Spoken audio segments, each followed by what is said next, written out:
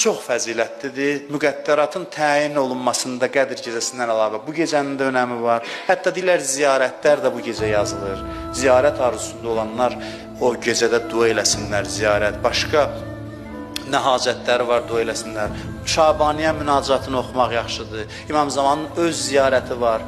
100 dəfə təsbihat ərbəə deyə bilərsiniz. Subhanallah və elhamdülillah və la ilahe illallah və Allahu ekber. Bunu 100 dəfə demək olar. İstiğfar eləmək olar. Öz dilinizdən kimin gücü nəyə çatır? 2 rükətdə namaz qılıb dua eləsə işdi və ən fəzilətli əməllərdən biri, bəlkə də birincisi bu gecə bir üstü açıq yerdə hündürlüyü olsa lap yaxşı olsa. Olmasa elə üstü açıq bir yerdə bir insan üzü qibləyə dayansın, sağa sola və göyə baxsın, desin Esselamu aleykə ya Əba Abdillah, Esselamu aleykə və rəhmətullahi və bərəkatuhu. Bunu bir-iki cümlədir. Esselamu aleykə ya Əba Abdillah, Esselamu aleykə və rəhmətullahi və bərəkatuhu. Deyir kim bunu eləsə, elə bil Peyğəmbərlərin hamısı ilə görüşür, bunları ziyarət edir. Yəni sabahki gecənin qədrini bilin, çox fəzilətli, gözəl gecədir, ona Bərat gecəsi də deyirlər, duaların qəbul olduğu gecədir və sizdən bir kiçik qardaşınız kimi xahiş edirəm, elə bu sözümü də yadda saxlayın ki, məni də dualarınızda yad edirsiniz, mən sizin nökərünüzəm, xidmətçinizəm və